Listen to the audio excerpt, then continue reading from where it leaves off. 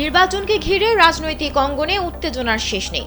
চলতি বছরের ডিসেম্বরের মধ্যে জাতীয় সংসদ নির্বাচন অনুষ্ঠানের জোর দাবি জানিয়েছে বিএনপি।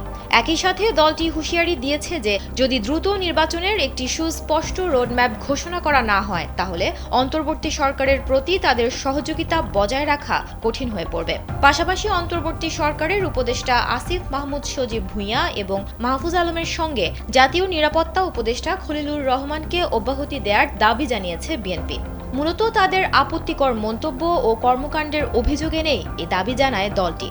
রাজধানীর গুলশানে বিএনপি চেয়ারপারসনের রাজনৈতিক কার্যালয়ে এক জরুরি সংবাদ সম্মেলনে দলটির স্থায়ী কমিটির সদস্য ডক্টর খন্দকার মোশাররফ হোসেন এসব কথা বলেন। যমুনা ইলেকট্রনিক্স ঈদে ডাবল খুশি অফার সিজন 3, যে কোনো পণ্য কিনলেই পাচ্ছেন নিশ্চিত ঈদ উপহার। এছাড়াও মানবিক করিডোর এবং চট্টগ্রাম বন্দর নিয়ে সরকারের বিভিন্ন বক্তব্য ও কর্মকাণ্ডে জাতীয় স্বার্থ রক্ষা হচ্ছে কিনা সেটা সবার আগে বিবেচনায় নেয়ার দাবি জানায় বিএনপি।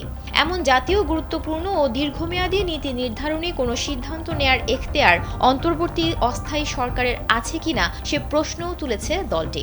এছাড়াও দেশের নিরাপত্তা সংশ্লিষ্ট স্পর্শকাতর এবং জাতীয় গুরুত্বপূর্ণ বিষয়টি সর্বোচ্চ অগ্রাধিকার দিয়ে যাতে দেশে অস্থিতিশীল কোনো পরিবেশ সৃষ্টি না হয় সেদিকেও লক্ষ্য রাখার পরামর্শ দিয়েছে বিএনপি।